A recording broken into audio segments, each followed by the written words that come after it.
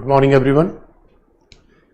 पिछली क्लास में हमने आपको बताया था कैसे संसदीय शासन के बहुत सारे चैलेंजेस हैं, संसदीय शासन का ह्रास कैसे हो रहा है। उसमें एक कारण हमने आपको बताया था दल बदल। दूसरा कारण जो बड़ा फेमस उभर कर आता है वो है अध्यादेश।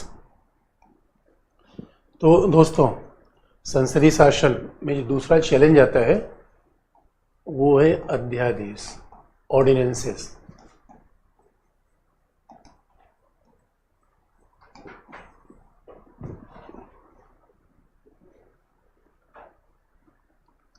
अध्यादेश सॉरी ऑर्डिनेंसेस। अब सवाल अध्यादेश क्या है, संसदीय शासन को प्रभावित कैसे करता है। तो दोस्तों, अध्यादेश ऑर्डिनेंस का अगर अभिप्राय देखा जाए तो ऑर्डिनेंस का अभिप्राय अगर आप देखना हो तो संविधान के आर्टिकल 13 में आप जाइए, जहां पे लिखा हुआ है अनुच्छेद 13 में, संविधान के आर्टिकल 13 में ये बात लिखी हुई है। और आप स्पेशली कहेंगे तो संविधान के आर्टिकल 13 क्लॉज 3 में,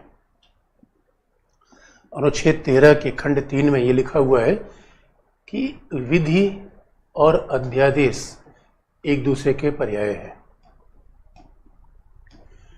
यानी अब संविधान में अध्यादेश परिभाषित तो नहीं है, विधि की परिभाषा भी नहीं है, और ये बहुत लॉजिकल है बच्चों की। संविधान में किसी चीज़ की परिभाषा नहीं है। ये काम न्यायपालिका का है, ये काम संसद का है।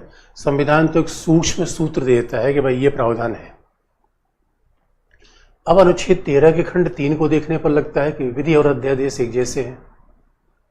यानी विधि और अध्यादेश, विधि कॉमा अध्यादेश, उसके अलावा और भी शब्द का प्रयोग है जो आगे आपको बता देंगे। तो विधि और अध्यादेश तो एक जैसा है। इसका मतलब ये होता है कि विधि से इक्वल टू अध्यादेश, जो कार्य विधि से संभव है। और यहाँ आप पूछोगे कि सामान्य विधि या संशोधन विधि। आप बच्चों ये भी जानते हो विधि भी दो प्रकार की है, एक संविधान संशोधन विधि, एक सामान्य विधि। तो जो संविधान संशोधन विधि है वो अनुच्छेद 359 है। सामान्य विधि है अनुच्छेद 245 है, 46 है। और सामान्य विधि का मतलब होता है, तो अब आप विधि की बात करोगे तो आप याद रखो अनुच्छेद 13 में जिस विधि की बात हम कर रहे हैं क्लॉज 3 में, वो सामान्य विधि है। यानी अध्यादेश इज इक्वल टू सामान्य विधि, संविधान संशोधन विधि नहीं। अध्यादेश इज इक्वल टू सामान्य विधि, संविधान संशोधन विधि नहीं। अभी बात ध्यान रखने की है, बात ध्यान रखने की है कि अध्यादेश विधि है और विधि इज इक्वल टू सामान्य विधि।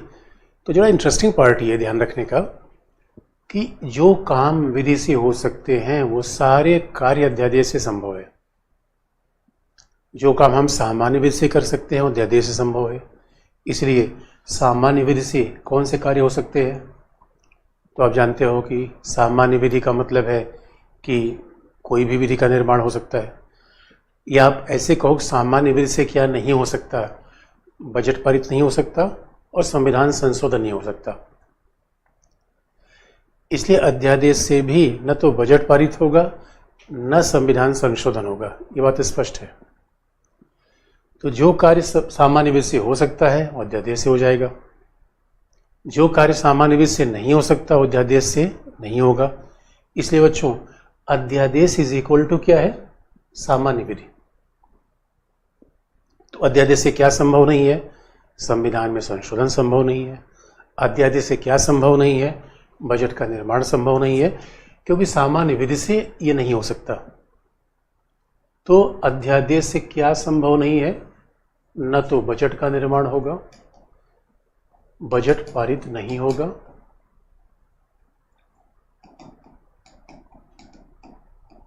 और दूसरा, और न ही संविधान संशोधन होगा।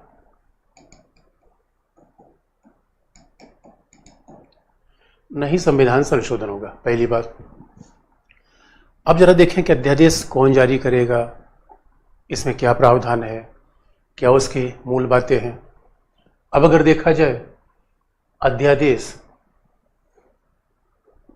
अगर अब ये देखा जाए कि अध्यादेश, इसका मतलब है कि आर्टिकल 13 में अगर देखा जाए अध्यादेश इज इक्वल टू विधि है, लेकिन हमारे यहाँ अनुच्छेद 123 में राष्ट्रपति को अध्यादेश जारी करने का अधिकार है और ये अधिकार अनुच्छेद 213 में राज्यपाल को है। क्योंकि दोस्तों आप तो संघीय शासन पढ़ चुके हो, तो संघीय शासन में राष्ट्रपति और राज्यपाल दोनों कार्यपालिकी प्रधान है। अब उन्हें संवैधानिक प्रधान भी कह सकते हैं, क्योंकि हमारे देश का संविधान एक ही है, यानी संविधान से राज्यपाल राष्ट्रपति को शक्तियां दी गई हैं। तो अनुच्छेद 123 और 213 से ये बात कही गई है कि राष्ट्रपति या राज्यपाल अध्यादेश जारी करेंगे, राष्ट्रपति या राज्यपाल अध्यादेश जारी करेंगे। अब बड़ा इंटरेस्टिंग पार्ट है कि राष्ट्रपति अध्यादेश जारी करेंगे तो आप जानते हो कि राष्ट्रपति अध्यादेश क्यों जारी कर सकते हैं, राज्यपाल क्यों जारी करेगा। इसके लिए अनुच्छेद 123 आप देख लो, उसमें लिखा हुआ है कि राष्ट्रपति यानी 1, 2, 3 अनुच्छेद बड़ा इंटरेस्टिंग है, 1, 2 का 4 नहीं, 1, 2, 3। तो अध्यादेश राष्ट्रपति जारी करते हैं। और एक खास बात है, अभी हम विवाद पर आएंगे। और दोस्तों आप जानते हो जब मेंस में लिखते हैं तो मुद्दे आते हैं। अब मेंस में ये सब चीज़ें हमें लिखने की आवश्यकता नहीं होगी, कौन जारी करता है, क्योंकि आप देखो जब मेंस में एग्जामिनर सवाल पूछता है तो आपसे ये अपेक्षा नहीं करता कि संविधान में जो लिखा है वो बता दीजिए। संविधान में लिखे गई चीज़ों का विवाद कहाँ पे है, व्यवहार कहाँ रहा है, मेंस में एग्जामिनर आपसे यहाँ अपेक्षा करता है। तो अगर हम देखें कि राष्ट्रपति अध्यादेश जारी कर सकता, कब जारी करेगा, तो पहला कोई इमीडिएट एक्शन की जरूरत हो, किसी आवश्यक कार्यवाही की आवश्यकता हो,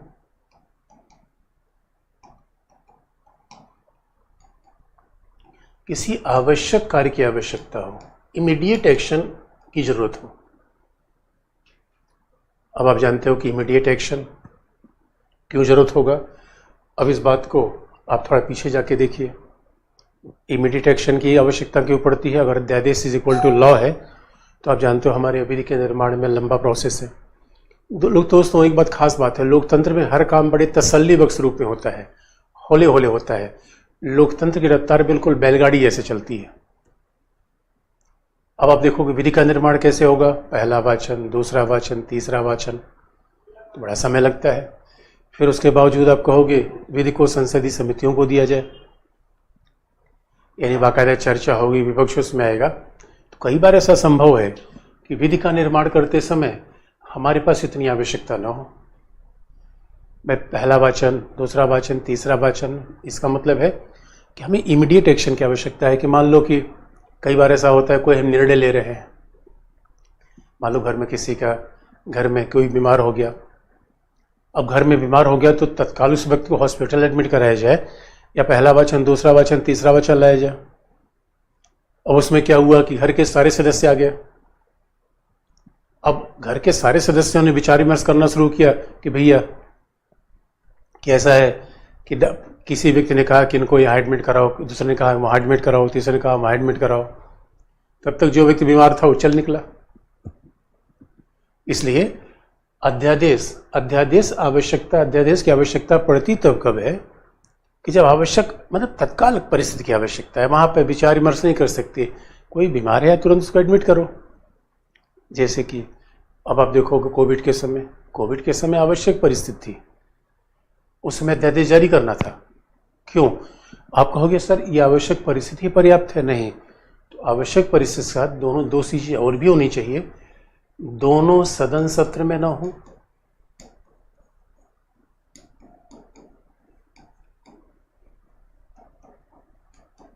या एक सदन सत्र में ना हो।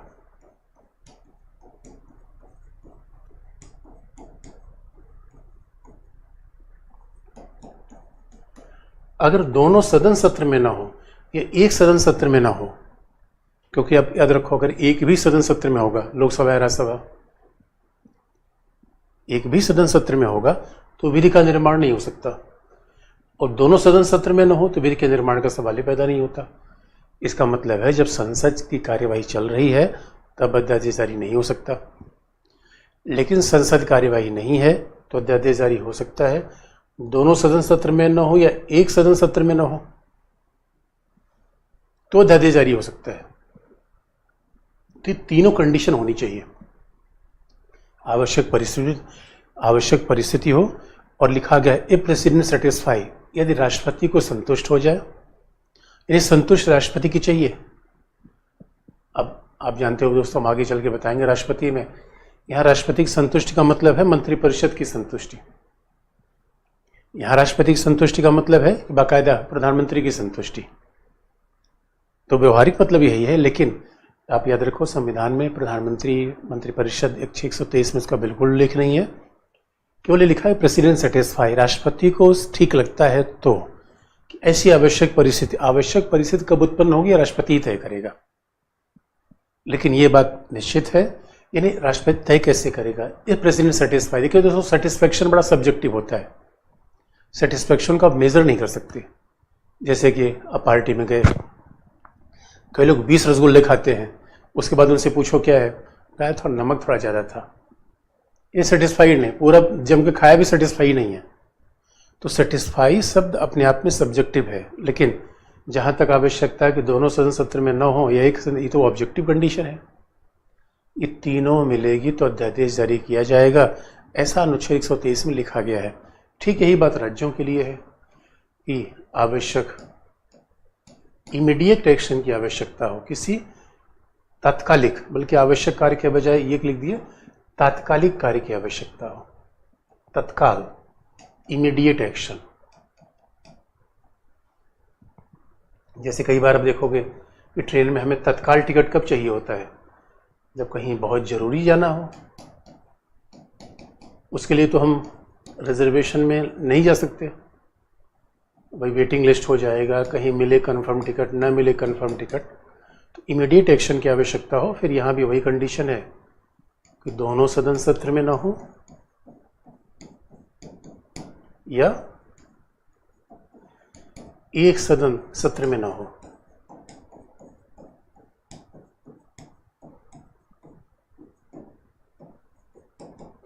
दोनों सदन सत्र में ना हो, एक सदन सत्र में ना हो। ये इंटरेस्टिंग पार्ट है। ये अध्यादेश 123, 213 में ऐसे प्रावधान लिखे गए हैं। अब जरा देखा जाए, आगे देखें कि अगर ये अध्यादेश का मतलब है, इसका मतलब है तत्काल कार्य की आवश्यकता का मतलब है कि संसद उपस्थित नहीं है विधि के निर्माण के लिए। और दोस्तों, क्यों अध्यादेश की आवश्यकता पड़ती है, वैसे भी आप सोच लीजिए अध्यादेश की आवश्यकता क्यों पड़ती है। अगर उसके आगे हम देखें,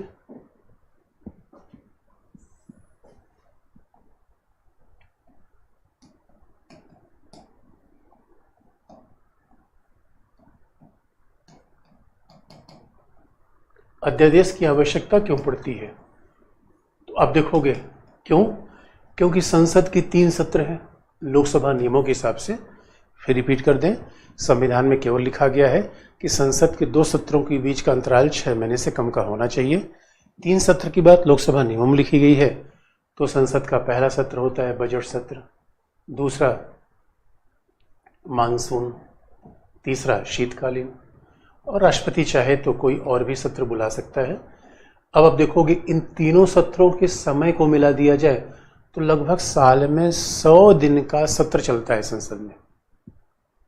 संसद साल में 100 दिन बैठती है, तो भाई 265, बाकी 265 दिन विधि के निर्माण की आवश्यकता है तो कौन करेगा, इसलिए अध्यादेश की आवश्यकता पड़ी। क्योंकि विधि की आवश्यकता तो कोई पड़ सकती है दोस्तों, जैसे कोई व्यक्ति कभी स्वास्थ्य खराब हो सकता है, हमें तत्काल रिजर्वेशन की आवश्यकता पड़ सकती है। तो सवाल है इन तीनों सत्र की बैठक को कुल मिला दीजिए तो 100 दिन भी आपको नहीं मिलेंगे, तो बाकी 265 दिन, इसलिए अध्यादेश की आवश्यकता स्वाभाविक रूप में पड़ जाती है। तो अब अध्यादेश लिख दिया गया, तो फिर आप कहेंगे सर डिस्प्यूट क्या है, फिर प्रॉब्लम क्या है, अध्यादेश की आवश्यकता पड़ती है। अच्छा, ये भी आपको याद दिला दें, अध्यादेश में राष्ट्रपति और राज्यपाल की शक्तियां कहाँ कहाँ है, कि राष्ट्रपति राज्यपाल के मामले में क्या क्या है। फिर हम मुद्दे पर आए जाए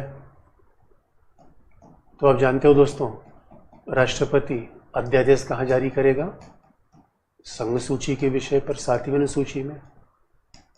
क्योंकि अध्यादेश है क्या, राष्ट्रपति के द्वारा निर्मित विधि है।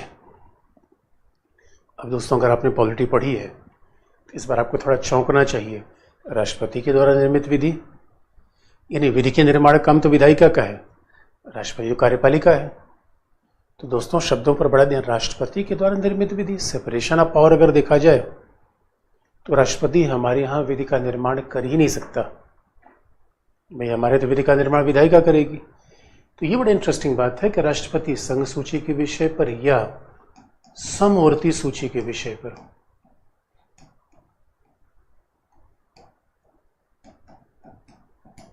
अध्यादेश जारी कर सकता है। यानी राष्ट्रपति राज्य सूची के विषय पर अध्यादेश जारी नहीं करेगा, लेकिन आप जानते हो राष्ट्रपति राज्य सूची के विषय पर अध्यादेश जारी कब कर सकता है? जब राज्य में राष्ट्रपति शासन हो। जब राज्य में राष्ट्रपति शासन हो तब तो राज्य सूची के विषय पर भी अध्यादेश जारी कर देगा, सामान्य परिस्थितियों में नहीं। सामान्य परिस्थितियों में वो राज्य सूची के विषय पर अध्यादेश जारी नहीं करेगा। ये तो 356 किसी राज्य में लगा हो तो वहां विधानसभा न हो तो अध्यादेश वहां जारी करेगा। लेकिन जरा राज्यपाल के अध्यादेश जारी करने की शक्ति देखिए।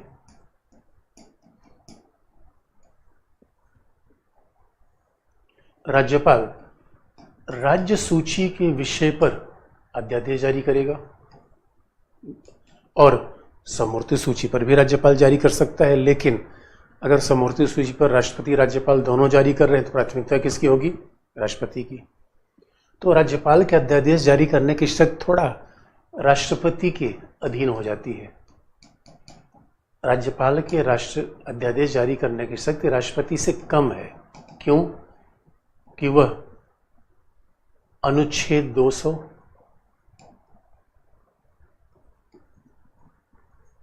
200 में कोई भी विषय राष्ट्रपति आरक्षित कर सकता है। यानी राज्यपाल आरक्षित कर लेगा राष्ट्रपति के लिए। इसका मतलब है कि अगर अनुच्छेद 200 में अध्यादेश जारी करने की बात होती है तो वहां पर राज्यपाल की शक्तियां कम हो जाएंगी, क्योंकि आप जानते हो राज्यपाल अध्यादेश जारी करेगा मंत्रिपरिषद की सलाह से। मंत्रिपरिषद के निर्णय को रिजर्व करने की शक्ति रखता है राज्यपाल। तो ये बड़ी ध्यान देने की बात है कि यहाँ पे राज्यपाल की शक्तियां कम है। और दूसरी बात, कहाँ राज्यपाल की शक्तियां थोड़ा और कम है? समवर्ती सूची में भी जहां संघ राज्य टकराएगा वहां राज्यपाल अध्यादेश जारी नहीं कर पाएगा। और ये भी आपको याद दिला दें, कुछ ऐसे विधेयक हैं जिन्हें कुछ ऐसे विधेयक होते हैं कि जो कहीं न कहीं संघ से टकराते हैं, या कुछ ऐसे विधेयक होते हैं जिन पर बाकायदा राष्ट्रपति आरक्षित कर सकता है। जिन विधेयकों को राष्ट्रपति आरक्षित कर सकता है उन पर भी अध्यादेश जारी करने में राज्यपाल की शक्तियां सीमित है।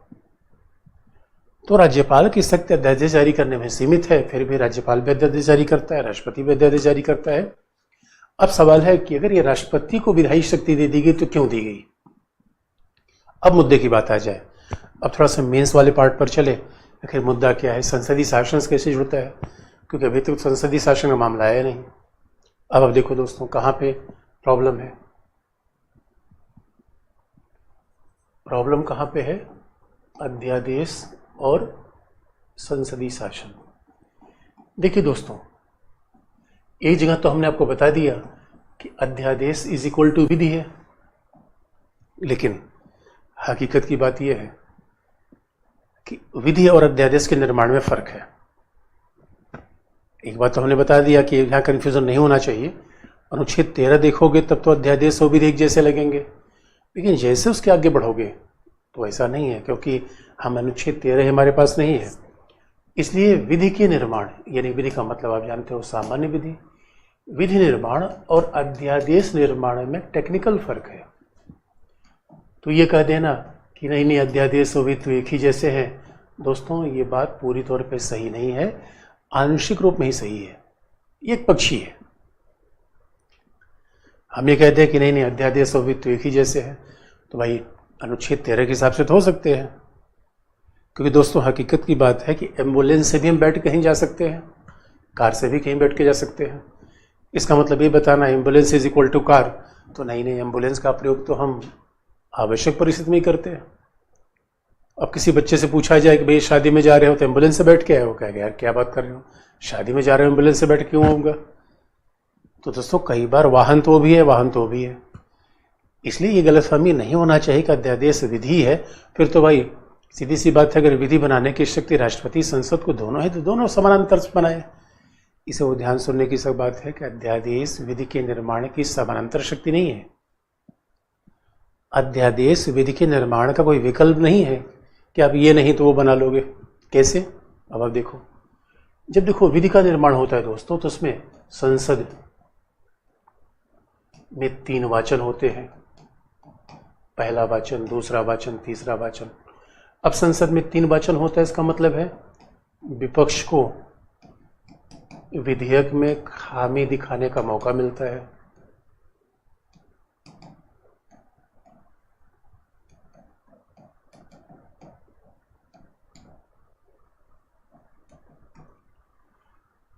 विपक्ष को विधेयक में खामी दिखाने का अवसर प्राप्त हो जाता है।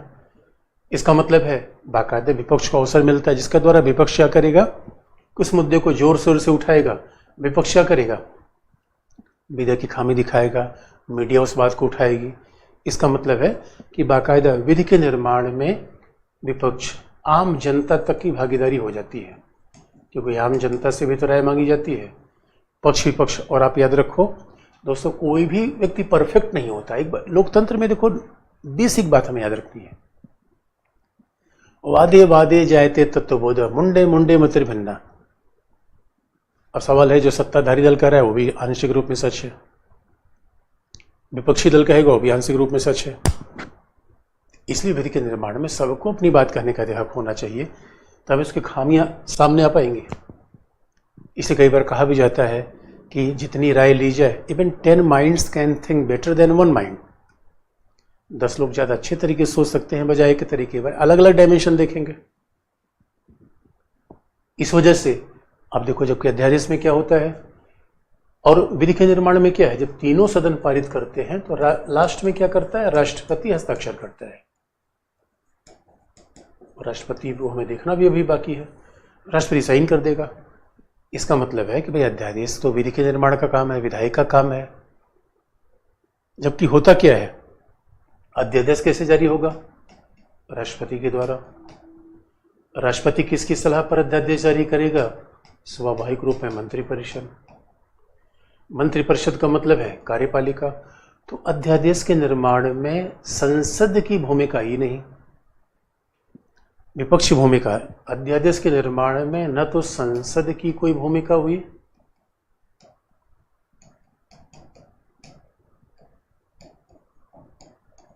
न तो संसद की कोई भूमिका आई, और न ही विपक्ष का कोई महत्व हुआ।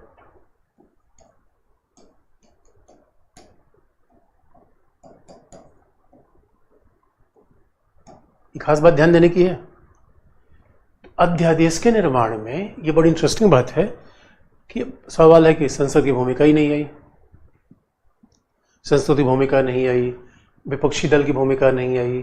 तो अब सवाल है कि इसका मतलब है अध्यादेश तो कार्यपालिका ने क्या किया, विधायिका को बाईपास कर दिया। इसलिए दोस्तों देखो, प्रक्रिया को देखो तो अध्यादेश अगर राष्ट्रपति के द्वारा निर्मित विधि है तो इसमें तो संसद की हम पूरी तौर पर अवहेलना कर दे रहे हैं। सेपरेशन ऑफ पावर का उल्लंघन है। अब सेपरेशन ऑफ पावर का मतलब है कि भी हमने कह रखा है दादाजी अब कमाने, अब 90 साल के दादाजी हमको तो जो कमाओ। अरे सेपरेशन ऑफ पावर है कि दादाजी मेहमानों का स्वागत करेंगे, घर में छोटे बच्चे गेस्ट को पानी पिलाएंगे, बाकी पिताजी कुछ पैसा वैसा देंगे मिठाई खरीदने के लिए। सेपरेशन ऑफ पावर से घर में है।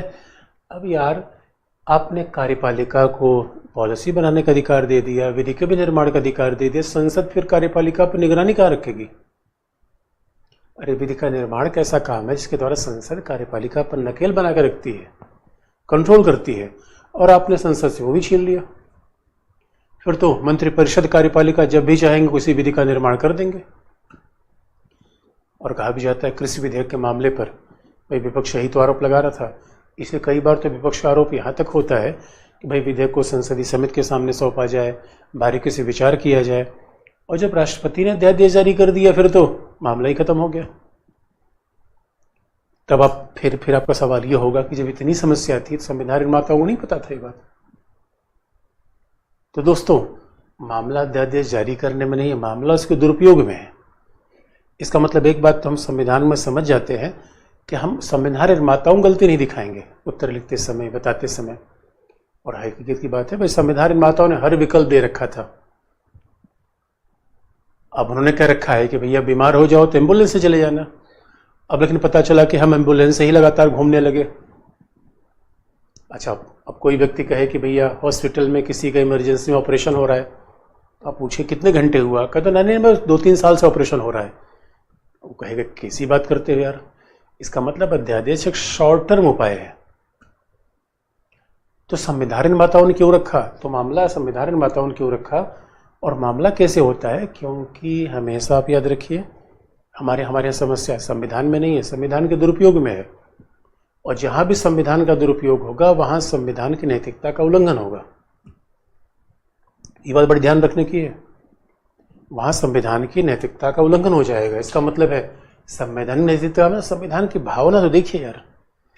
इसलिए ये दोनों समीकरण देखिए, तब आप ये नहीं कहेंगे कि अध्यादेश इज इक्वल टू विधि। और कृष्ण कुमार सिंह के मामले में उच्चतम न्यायालय का कहना भी है, कृष्ण कुमार सिंह, और मामला बिहार से था। अच्छा, कृष्ण कुमार सिंह केस में उच्चतम न्यायालय ने कहा क्या, और कृष्ण कुमार सिंह का मामला यह था कि दोस्तों हमारे यहाँ तो आप जानते हैं कि बच्चे सोचते हैं सरकारी नौकरी अगर मिल गई तो सरकारी नौकरी के साथ एक खास बात है कि जब तक मिली नहीं तब तक हमारी समस्या, जब मिल गई तो सरकार की समस्या, तो कोई छीन तो सकता नहीं कोई। अब बिहार सरकार ने किया अध्यादेश के द्वारा संस्कृत के टीचर अपॉइंट कर लिए। अब से उनको नौकरी मिल गई, और ये अध्यादेश उनका 30 साल तक चला।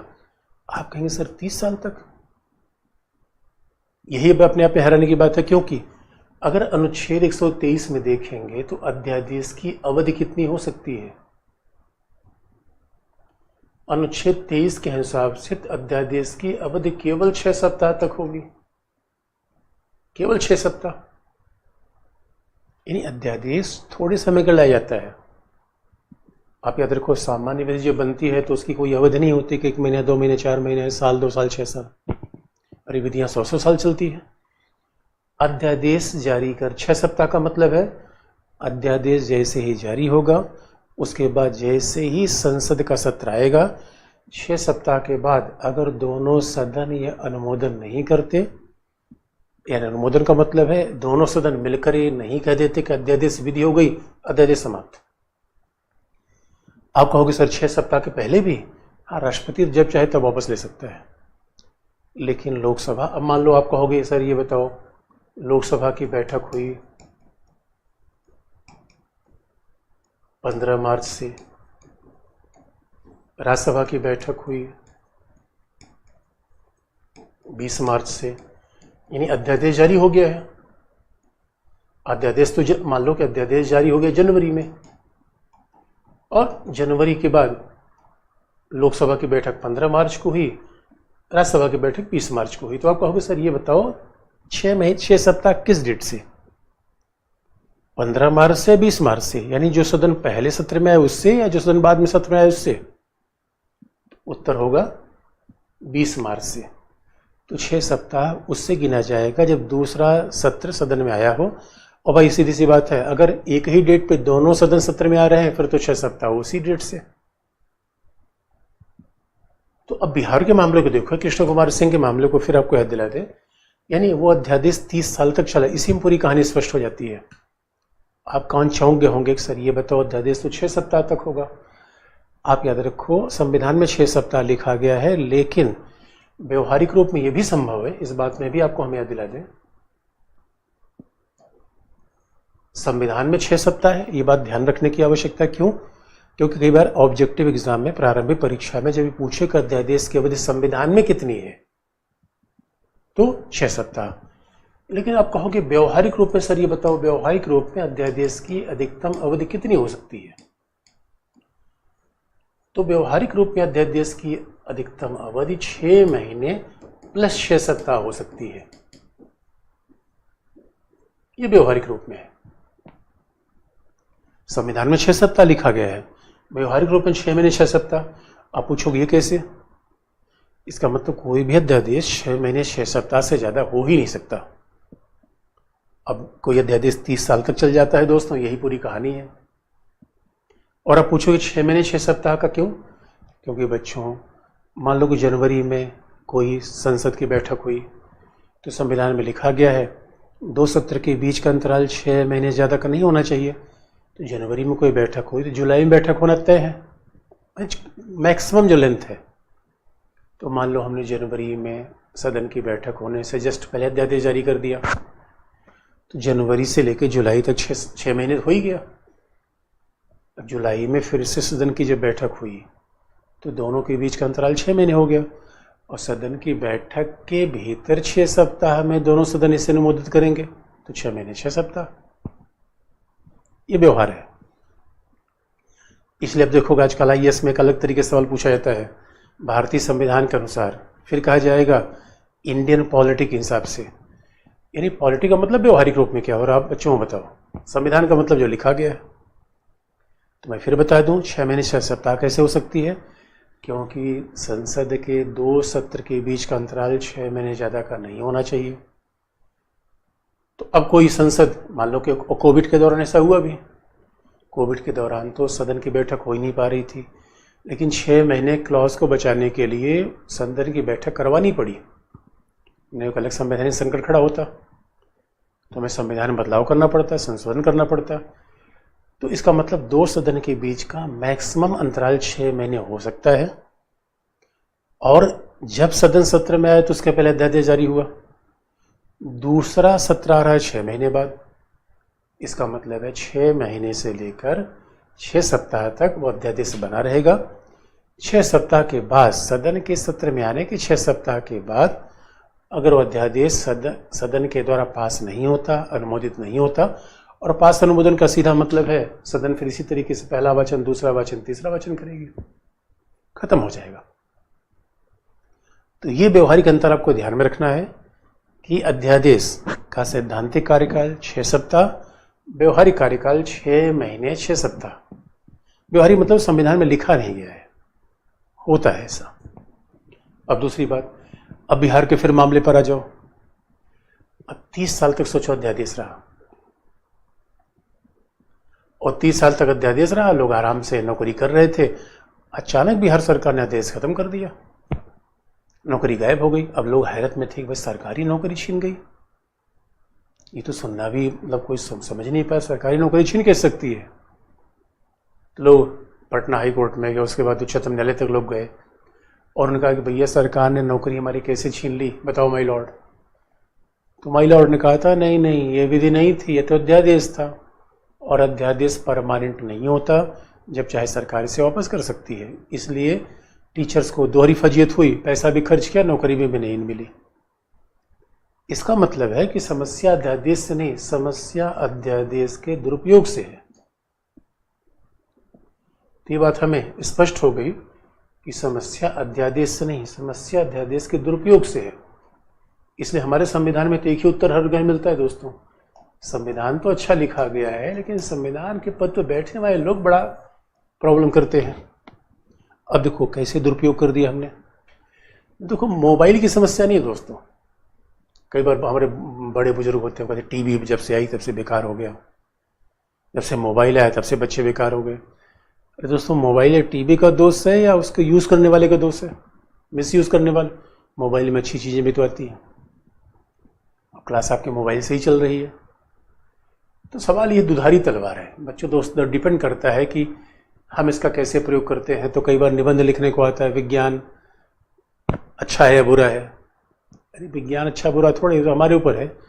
इसलिए संविधान अच्छा बुरा नहीं होता, संविधान का प्रयोग कौन कर रहा है ये मैटर ज़्यादा इंपॉर्टेंट होता है। तो अध्यादेश का हमने दुरुपयोग कैसे कर दिया? देखो दोस्तों, पहला बार बार अध्यादेश जारी किया। यानी अध्यादेश को, एक ही अध्यादेश को बार बार जारी किए जाने का मतलब है एक ही अध्यादेश को फिर से जारी किया गया, फिर से जारी किया गया, जो संविधान में कहीं नहीं है। अन्यथा बिहार में कोई अध्यादेश 30 साल कैसे चल सकता है? और दोस्तों सोच के देखो, जब हम बार बार अध्यादेश जारी कर रहे हैं तो कौन सी आवश्यक परिस्थिति? अरे 30 साल तक कोई आवश्यक परिस्थिति कैसे हो सकती है दोस्तों? हमने सोचा था अध्यादेश आएगा 6 सप्ताह के लिए, मैक्सिमम होगा 6 महीने 6 सप्ताह के लिए, और यकीन मानो राज्यों में तो अध्यादेश का दुरुपयोग ज़्यादा है। तो सवाल है कि अध्यादेश का दुरुपयोग हो गया, इसका मतलब है अध्यादेश हम इसलिए ला रहे हैं कि आवश्यक परिस्थिति का सामना करना है, या अध्यादेश बार बार जारी किया जा रहा है? नहीं, एक ही अध्यादेश को बार बार जारी करना ये दुरुपयोग है।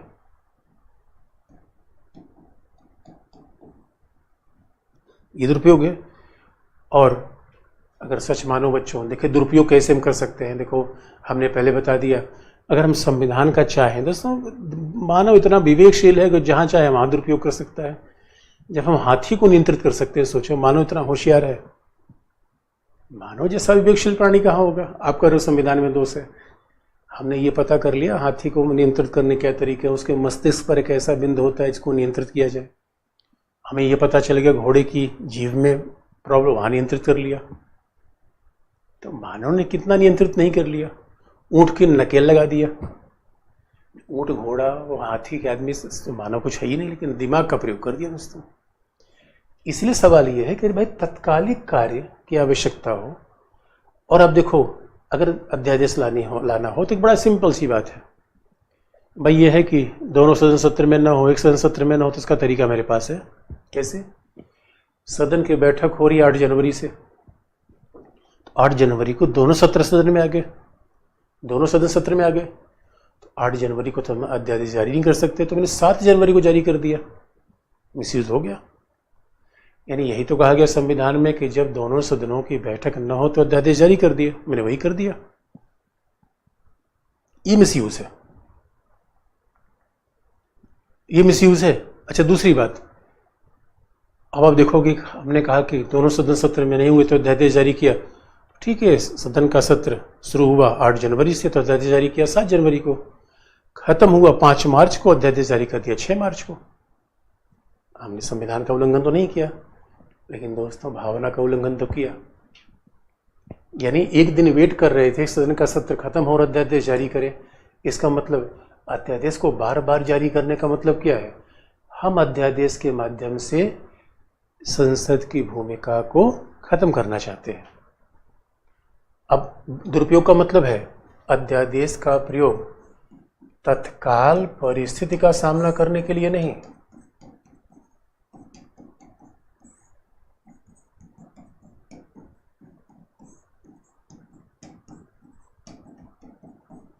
अध्यादेश का प्रयोग तत्काल परिस्थिति का सामना करने के लिए नहीं, अपितु विधायिका की भूमिका को हतोत्साहित करने के लिए किया जा रहा है, अपितु संसद की अवहेलना के लिए किया जा रहा है। संसद की अवहेलना, विपक्षी अवहेलना, इसका मतलब क्या है? शक्ति पृथक्करण का उल्लंघन किया जा रहा है। यही तो मिसयूज है। भाई विधायिका को विधि के निर्माण का अधिकार है, तो शक्ति पृथक्करण का मतलब है कि जो काम हमने संसद को दे रखा था, राष्ट्रपति ने या राज्यपाल ने ऐसा काम करना शुरू कर दिया। तो हमने जनता की भावनाओं की अवहेलना कर दी, संविधान की अवहेलना कर दी, शक्ति पृथक्करण की अवहेलना कर दी, इसलिए अध्यादेश का दुरुपयोग हुआ। अब सवाल है दुरुपयोग को रोका कैसे जाए? इसका मतलब है अब अध्यादेश का दुरुपयोग जब होगा संसदीय शासन अपने आप खत्म हो जाएगा। संसदीय शासन शक्ति पृथक्करण पर आधारित है। संसदीय शासन क्या है? कार्यपालिका संसद के ऊपर जवाबदेह होगी, और जवाबदेह होने के बजाय अब लोग कार्यपालिका संसद में जा ही नहीं रही है। कार्यपालिका ने कह दिया राज्यपाल महोदय, राष्ट्रपति महोदय, धनाधन अध्यादेश जारी करते रहो, अध्यादेश अब जारी करते रहो, और उसके बाद तुम संसद में जाएंगे नहीं, संसद हमारी आलोचना क्या करेगी? यदि संसद में जाएंगे तब तो आलोचना होगी। इसीलिए दोस्तों अध्यादेश की बढ़ती संख्या, अध्यादेश को बार बार जारी करना, इससे संसदीय शासन की उपेक्षा हो जाती है। कारण आपके सामने है, ये मुद्दा आता है। इसलिए कहा भी जाता है कि जैसे जैसे आप देखोगे हम आगे बढ़ते अध्यादेशों की संख्या बढ़ती चली गई। पहले इतने अध्यादेश जारी नहीं होते थे, अब तो जब देखो अध्यादेश, जब देखो अध्यादेश जारी कर दिया। अब आप एक बात जानते हो कि जब हमारे संविधान का दुरुपयोग होने लगे तो फिर तो जस्टिस चंद्रचूड़ महोदय को आना पड़ेगा भाई। इसलिए तो हमने जस्टिस चंद्रचूड़ को बैठा रखा है कि महोदय अब देखिएगा संविधान की रक्षा आपके हवाले कर दिया है। संविधान निर्माताओं ने कहा कि भाई हम तो जा रहे हैं वतन की रखवाली करना, न्यायपालिका यही काम। या तो देखो, या तो दोस्तों जनता इतनी होशियार हो जाए कि जनता कार्यपालिका की इन चाल को समझ ले, या तो न्यायपालिका को आना पड़ेगा। और हमारे यहाँ जनता इतनी बेसिक, जनता कैसे समझेगी संविधान में क्या लिखा गया, क्या बातें हैं।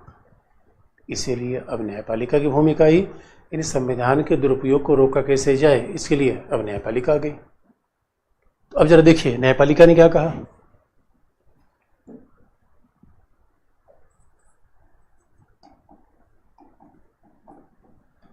अध्यादेश के दुरुपयोग रोकने के लिए न्यायपालिका का निर्णय कब आया? पहला, आप जानते हो दोस्तों, इंदिरा गांधी। अच्छा, ये परंपरा बड़ी इंटरेस्टिंग है।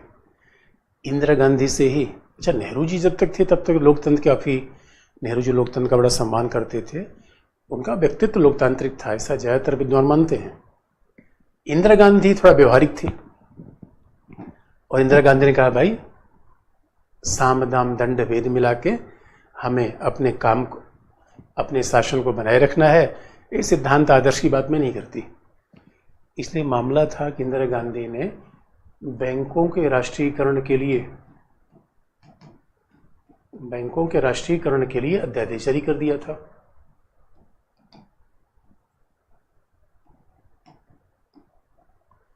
अब बैंकों के राष्ट्रीयकरण के लिए अध्यादेश जारी किया था 1969 में। अब अध्यादेश तो जारी हो गया और हकीकत की बात थी कि उस समय इंदिरा गांधी के पास, क्योंकि कांग्रेस पार्टी डिवाइड हो गई थी। याद रखो, हमारे यहाँ जैसे राष्ट्रपति का चुनाव हुआ, बीबी गिरी निर्दलीय राष्ट्रपति चुनाव जीत गए। बीबी गिरी पहले से राष्ट्रपति थे जो कांग्रेस के उम्मीदवार नहीं थे, निर्दलीय थे, चुनाव जीत गए। और बीबी गिरी के चुनाव जीतने के बाद कांग्रेस पार्टी बढ़ गई। अच्छा, कांग्रेस पार्टी बटी, तो कहा भी जाता था कि बीबी गिरी को चुनाव जितवाने में इंदिरा गांधी की बड़ी भूमिका थी। तो उसके बाद कांग्रेस पार्टी दो फाड़ में बढ़ गई, एक कांग्रेस आर, दूसरा Congress O. Congress R is equal to Indira Gandhi, Congress O मतलब वरिष्ठ नेता नीलम संजीव रेड्डी, निजलिंगप्पा, मोरारजी भाई देसाई, कांग्रेस ओ। आर मतलब इंदिरा गांधी, बाद में आर आई हो गई। तो इंदिरा गांधी के पास बहुमत नहीं था, तो इंदिरा गांधी ने सोचा संसद में कि जो काजा कौन लफड़ा करे, और बैंकों के राष्ट्रीयकरण के बहाने इंदिरा गांधी अपने समाजवादी इमेज को चमकाना चाहती थी। अच्छा, कई बार दोस्तों, कई बार तो नेता ऐसा काम करते हैं कि न्यायपालिका उनके निर्णय को रद्द करे और फिर वो जनता के सामने जाएंगे, भाइयों और बहनों देखो मैंने आपके लिए काम करने का प्रयास किया था, लेकिन न्यायपालिका इस मार्ग में बाधा बन गई, लिहाजा आप हमारी सहायता करिए। अच्छा, आम जनता तो जानते नहीं इस बात को, तो कई बार तो राजनेता ऐसा प्रयास करता है। अरे भाई, न्यायपालिका ने निर्णय दे दिया, अब आप जरा सोच के देख लो, अडानी के मुद्दे पर अगर उच्चतम न्यायालय ने कमेटी बना दी तो उसमें हंगामा करने की क्या जरूरत है? फिर भी हंगामा हो रहा है। ये सब पॉलिटिक्स होती है। अब अगर राहुल गांधी की सदस्यता रद्द हो गई, न्यायपालिका ने रद्द कर दी, भाई हाई कोर्ट में आप अपील कर दो। अब वो नहीं किया जा रहा है। यानी कई बार देखो, पॉलिटिक्स अलग होती है, संविधान अलग होता है, और नेता पॉलिटिक्स पे ज़्यादा विश्वास करता है। तो इंदिरा गांधी राष्ट्रीयकरण करना चाहती थी, इससे इंदिरा गांधी को लग जाए समाजवादी। याद रखो, इंदिरा गांधी चुनाव जीतने के लिए गरीबी हटाओ, फिर राष्ट्रीयकरण की नीति, प्रीवी पर समाप्त कर दो, ये सारी पॉलिसी लेकर आगे बढ़ रही थी जिससे उनकी समाजवादी इमेज बन जाए। और जब उन्होंने नारा दिया गरीबी हटाओ तो आम जनता बिल्कुल बावरी हो गई। तो यही वो अवसर था, और जैसे ही अध्यादेश जारी हुआ, इसे उच्चतम न्यायालय में चुनौती दी गई, और मामला था आरसी कूपर केस। वाद का नाम था आरसी कूपर, जिसका लोकप्रिय नाम था बैंकों के राष्ट्रीयकरण का वाद। और पहली बार ऐसा हुआ दोस्तों, बहुत ध्यान देने की बात है, पहली बार ऐसा हुआ। पहली बार का मतलब इसके पहले उच्चतम न्यायालय ने किसी अध्यादेश को रद्द नहीं किया था, और हकीकत ये भी थी कि अध्यादेश का दुरुपयोग भी नहीं हुआ था। और इंदिरा गांधी के इस निर्णय को उच्चतम न्यायालय ने असंवैधानिक घोषित कर दिया। तो ये पहली बार ऐसा हुआ कि अध्यादेश असंवैधानिक घोषित कर दिया गया और उच्चतम न्यायालय ने कहा कि भाई मैडम ये बताओ तत्काल परिस्थिति क्या थी।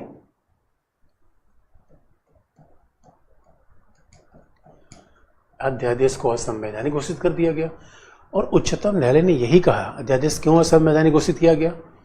क्योंकि उच्चतम न्यायालय ने कहा कि बैंकों का राष्ट्रीयकरण आज नहीं 6 महीने बाद हो जाता, सदन का सत्र आप वेट करती, संसद की बैठक होती है वहां से आप पारित करवा लेती। ये इतना आवश्यक विषय तो नहीं था कि आज ही बैंकों का राष्ट्रीयकरण ना होगा, समाजवाद नहीं आएगा। तो इसमें आवश्यक परिस्थिति क्या थी? इसी बात पर उच्चतम न्यायालय ने, यानी उच्चतम न्यायालय ने कहा कि जो राष्ट्रपति की सेटिस्फेक्शन है कि इमीडिएट एक्शन की आवश्यकता है वो हमें नहीं दिखती। और बड़ा महत्वपूर्ण मामला था दोस्तों, इसलिए कहा भी जाता है इंदिरा गांधी और न्यायपालिका के बीच में तो बड़ी लड़ाई चल रही थी, जो हम अलग से न्यायपालिका में भी देखेंगे। इंदिरा गांधी न्यायपालिका के बीच में जंग जैसी कंडीशन थी और ये पहली बार मामला था जहाँ पे उच्चतम न्यायालय ने किसी अध्यादेश को रद्द किया था। तो आरसी कूपर केस का मामला इस मामले में बड़ा ऐतिहासिक माना जाता है। लेकिन इंदिरा गांधी ने 38वें संविधान संशोधन से, इंदिरा गांधी ने 38वें संविधान संशोधन से ये कह दिया कि अध्यादेशों का न्यायिक पुनरावलोकन नहीं होगा। इंदिरा गांधी इधर आ गई। इंदिरा गांधी ने कहा दोबारा इसको ध्यान रखना मत न्यायाधीश महोदय, अब अध्यादेश में जारी करूंगा। अरे राष्ट्रपति का सेटिस्फेक्शन है, सेटिस्फेक्शन की भी जांच कर ले रहे हो, ये कौन सी बात हुई ना। अध्यादेश का कहीं पुनरावलोकन नहीं होगा, न्यायपालिका नहीं देखेगी। 38वें संविधान संशोधन से रोक दिया। लेकिन दोस्तों कहानी यह है कि 38वां संविधान संशोधन में इंदिरा गांधी ने 75 आपातकाल के समय लाया था। तो आप जानते हो कि आपातकाल के बाद जनता पार्टी सरकार आई और जनता पार्टी सरकार ने 44वें संविधान संशोधन से इस 38वें को हटा दिया।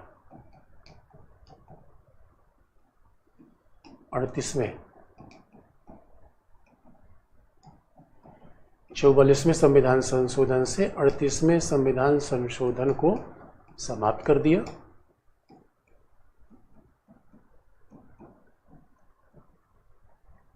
और अब 38वें संविधान संशोधन को समाप्त कर दिया और इसका मतलब है कि जनता पार्टी ने कहा नहीं भाई अध्यादेश पर न्यायपालिका क्यों नहीं देखेगी, मनमानी कर दिया गया। क्यों? अरे दोस्तों अध्यादेश का न्याय पुनरावलोकन क्यों नहीं होगा? अरे अध्यादेश से मूल अधिकार का उल्लंघन हम कर सकते हैं। अरे अध्यादेश राष्ट्रपति का है तो राज्य सूची के विषय पर विधि का निर्माण कर लेगा, तो हम क्यों पुनरावलोकन नहीं करेंगे? अध्यादेश के पुनरावलोकन को रोक देना है तो अजीब सी बात थी। दोस्तों अगर अध्यादेश सामान्य विधि का मामला है, हम न्यायपालिका में ही पढ़ेंगे, तो न्यायपालिका मूल अधिकार की रक्षा के लिए है। तो मूल अधिकार, अध्यादेश से मूल अधिकार का हनन कर दोगे तो न्यायपालिका बैठी रहेगी। अध्यादेश का मतलब क्या है? राज्य सूची के विषय पर जारी कर दोगे, अपवाद को भूल जाओ। तो इसलिए जनता पार्टी सरकार ने कहा कि न्यायपालिका को अध्यादेश को भी जांचने का अधिकार है, न्यायपालिका की भूमिका इसीलिए है। ये मामला यहाँ खत्म हो गया। इसका मतलब है अध्यादेश का न्यायिक पुनरावलोकन हो सकता है। लेकिन बाद में एक दूसरी समस्या आई। अब न्यायपालिका को एक दूसरे मुद्दे के लिए आना पड़ा और ये मामला था 1987 का डीसी बाधवा केस।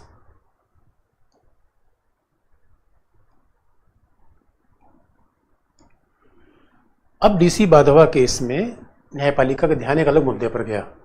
न्यायपालिका ने कहा एक ही अध्यादेश का बार बार जारी करना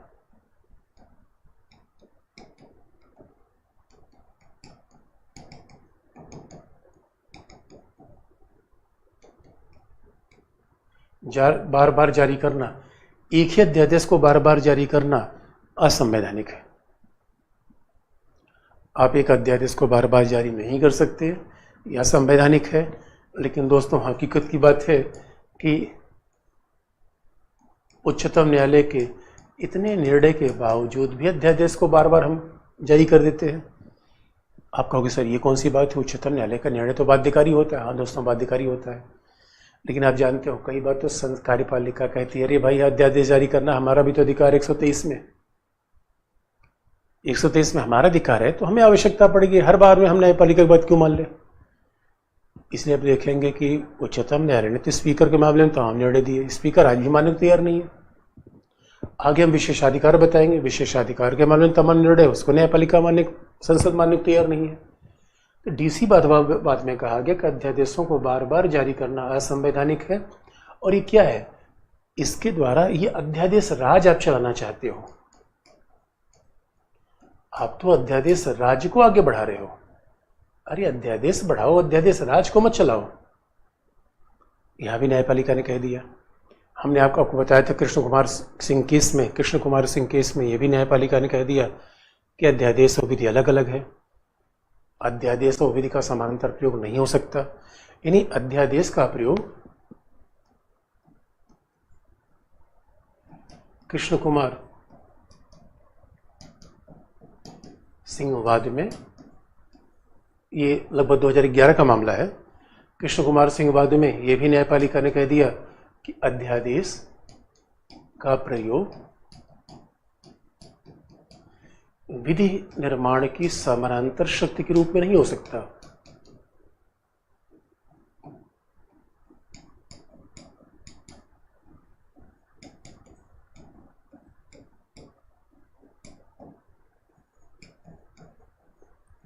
अध्यादेश का प्रयोग विधि निर्माण की समानांतर शक्ति रूप में थोड़ी होगा।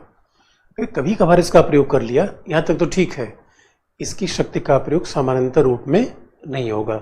अब यह है अध्यादेश। इसीलिए कहा भी जाता है इतने निर्णय के बावजूद भी कई सरकारें इसका मिसयूज करती है। और अध्यादेश की आवश्यकता क्यों पड़ जाती है, हमारे संविधान में और दूरदर्शी क्यों थे। यानी निष्कर्ष क्या है, निष्कर्ष है अध्यादेशों का मिसयूज रोकना। निष्कर्ष अध्यादेश की आवश्यकता है। कोविड-19 ने प्रमाणित किया कि जिस समय संसद की बैठक न हो पाए, कोई ऐसी आवश्यक परिस्थिति पड़ जाए, तो दोस्तों हमारे पास एक विकल्प तो होना चाहिए कि हम अध्यादेश लेकर आए। लेकिन आप याद रखो दोस्तों, हर समस्या का समाधान न्यायपालिका नहीं कर सकती।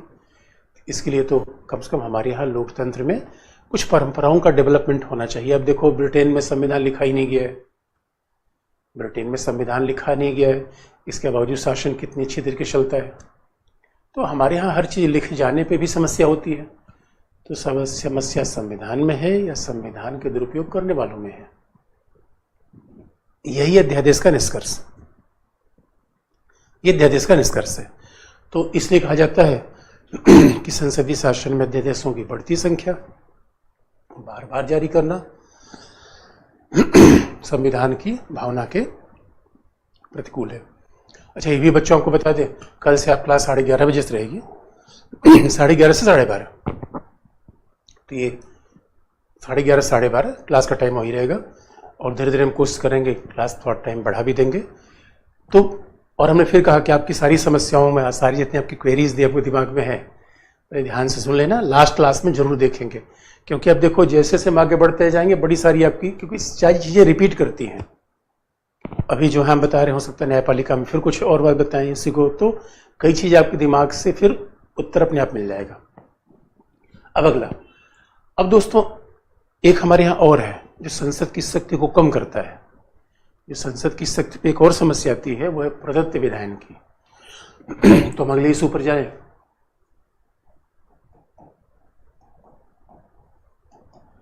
प्रदत्त विधायन, अब देखो दोस्तों, इसका हिंदी में कई अनुवाद है। कुछ लोग कहते हैं प्रत्यायोजित विधायन, अधीनस्थ विधायन। इसका नाम प्रत्यायोजित भी है, इसका नाम अधीनस्थ भी है, तो कई नाम है। और इंग्लिश में भी, ज्यादातर चीजों के इंग्लिश में एक मतलब होते हैं लेकिन यहां तो इंग्लिश में भी इसके कई मतलब है। तो इंग्लिश में इसके मतलब होते हैं डेलीगेटेड लेजिस्लेशन, फिर सबऑर्डिनेट लेजिस्लेशन,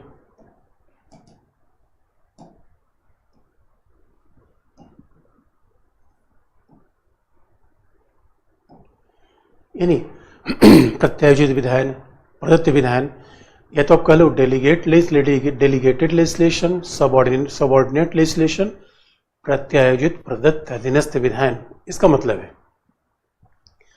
अब इसका मतलब क्या है, जरा देखिए अधीनस्थ विधान क्या है, इसका मतलब क्या है दोस्तों। मतलब बड़ा सिंपल सा है। फिर मैं अनुच्छेद 13(3) की बात करूंगा। जैसे मान लो ये प्रदत्त विधान पहले है क्या, तो फिर क्योंकि हमारा मुद्दा है संसदीय शासन से जोड़ के इसको देखना है, तो आप देखो कि प्रदत्त विधान का मामला है क्या। मान लो कि किसी एक विधि के निर्माण की हम बात करें, मान लो कि मोटर वाहन अधिनियम, आपने देखा होगा कि संसद ने ये अधिनियम बनाया। तो दोस्तों जब भी संसद कोई एक्ट बनाती है, अधिनियम बनाती है, हम कोशिश कर रहे हैं आपको बताने की प्रदत्त वाहन, प्रदत्त या प्रत्यायोजित विधान या अधीनस्थ विधान का मतलब क्या है। कि जब संसद किसी विधि का निर्माण करती है, विधि का बनाती है, तो आप याद रखो संसद क्या करती है कि संसद ने बना दिया कि भाई मोटर दुर्घटना से अगर कोई व्यक्ति, एक व्यक्ति ने दूसरे को वाहन से कुचल दिया, इसलिए 10 वर्ष की सजा हो जाएगी। मोटर वाहन अधिनियम में ही तो लिखा होगा। और किन किन वाहन को क्या क्या लाइसेंस दिया जाएगा, वाहन के प्रकार कितने होंगे, यानी अगर कोई अपराध हो गया सजा कितनी मिलेगी, वाहन के प्रकार कितने होंगे, यानी कौन से कमर्शियल वाहन, कौन से प्राइवेट वाहन। ये मान लो मोटर वाहन अधिनियम में हमने, संसद ने विधि का निर्माण कर दिया। लेकिन संसद ने विधि का निर्माण तो कर दिया, लेकिन आप हाईवे पे चलो तो हाईवे पर आपको लिखा होता है कि हाईवे पे स्पीड लिमिट होती है कि आपको 100 किलोमीटर चलना है। यानी हाईवे पे आपको देखो गति सीमा मिलती है कि 100 किलोमीटर है, 120 किलोमीटर है। तो सवाल है ये गति सीमा मिली कहाँ से, संसद ने तो लिखा ही नहीं। ये बड़ा इंटरेस्टिंग पार्ट है। संसद ने नहीं तय किया कि आखिर में हाईवे में की गति सीमा कितनी है। ये किसने फिर 100 किलोमीटर की गति सीमा तय की, कार्यपालिका ने, यानी परिवहन राजमार्ग मंत्रालय ने। अब ये बात सुनने में आपको अजीब सी लगेगी। इसका मतलब है कि जब हमारे यहाँ किसी विधि का निर्माण किया जाता है, तो आप याद रखो दोस्तों, विधि का निर्माण कैसे होता है। जैसे आप किसी नए ट्रक को देखो, जब नया सा ट्रक कभी आप देखोगे, चेसिस केवल उसकी दिखती है। इसका मतलब उसके ऊपर कोई बॉडी नहीं होती है। आप ध्यान रखना, जब भी हम कोई ट्रक खरीदते हैं तो ट्रक में क्या होता है, बस बिल्कुल ऐसा बड़ा सा उसकी बॉडी होती, चेसिस होती है। चेसिस में क्या होगा, एक ड्राइवर बैठा रहेगा, पूरा लंबा सा लोहा लगा होगा, उस पर कोई बॉडी नहीं है। बाद में वो ट्रक जाती है बॉडी मेकर के पास, तो ट्रक बाकायदा उसका बॉडी बनाता है, एकदम लाइट वेट लगाता है, उसके फिर नीचे लिखे बुरी नजर वाले तेरा मुंह काला। ठीक वैसे ही संसद क्या करती है, विधि की चेसिस बनाती है।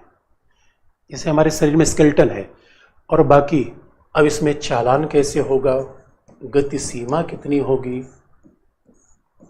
चालान कितना होगा, चालान की राशि कितनी होगी, ये सब कार्यपालिका के द्वारा बनाया जाता है। बड़ा ध्यान से देखने की आवश्यकता है। और हर विधि के मामले, मैंने तो एक मोटर वाहन अधिनियम की बात की, अब किसी विधि का उल्लेख करिए, कंडीशन ये होगी, यानी संसद ने क्या कर दिया, विधि की एक बृहद रूपरेखा खींच दी, स्केलेटन बना दिया, जैसे ह्यूमन बॉडी है। और कार्यपालिका ने क्या किया, कार्यपालिका ने विधि के सूक्ष्म पहलुओं को, एक एक पहलुओं को विधि से जोड़ा।